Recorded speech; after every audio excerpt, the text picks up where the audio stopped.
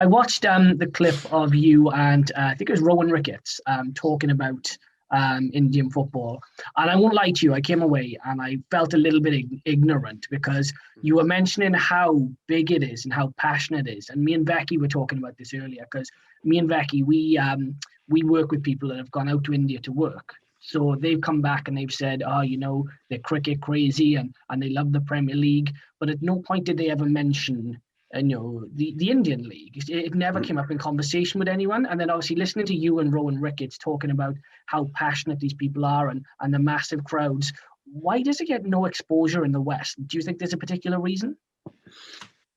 I genuinely have no idea, especially considering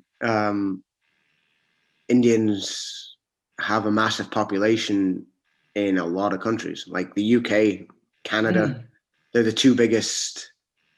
I think apart from the UAE, I think USA or Canada and the UK are the biggest Indian populations in the world outside of India. Like India's got 1.3, 1.4 billion people. Like I don't think people realize how bloody big it is. Yeah. But like Rowan Ricketts played in the I League, which was the league that was up and running before the ISL started. Yeah. But the ISL, okay, they haven't got the heritage clubs like the I League has, because the I League's been going on for a lot longer. But there's states in India that, like Kerala, where I played for 2 years, Calcutta, where I played for 2 years, and then you've got Goa and even the Northeast, where it's up by Bangladesh and it's above where the Calcutta area is, or Bengal area. It's insane. Like they're just football daft. Like, don't get me wrong, cricket's the number one sport. It's never, for me, it's never going to change. But I think it's so sort of under the radar how big football is. Like they are mental. They're very much bandwagon jumpers when it comes to like Man United. So there's a lot of Man United fans. There's a lot of Liverpool fans, a lot of, even God knows how, but there's a lot of Man City fans, Chelsea fans, because they jumped on the bandwagon as it was coming through, and it's great. They love crazy about Brazil and Argentina. Like it's ridiculous how big Brazil and Argentina are.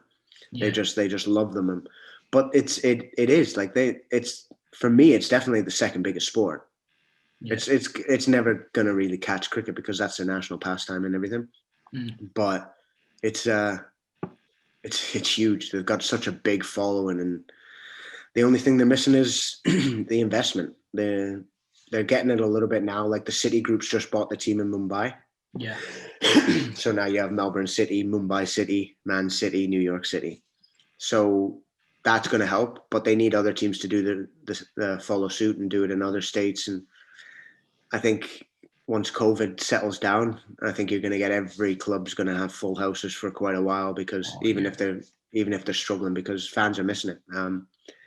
But hey, it's something me and Rowan sat and talked about it off air as well. Just about the experiences and talking with the presenter and all that, and nobody knows. Nobody really knows about it. And see, I'd love to. It's weird. I know you've probably had people trying to do it, but if you wanted somebody to go around and talk to people around India and go through the areas of India which are less represented in the media, I'd love to do something like that and walk around and just talk to people and fans and whatnot, and just see their perspective of how people see it, because football out there is huge. It just doesn't have the financial backing, and I think that's what's stopping it from becoming mainstream.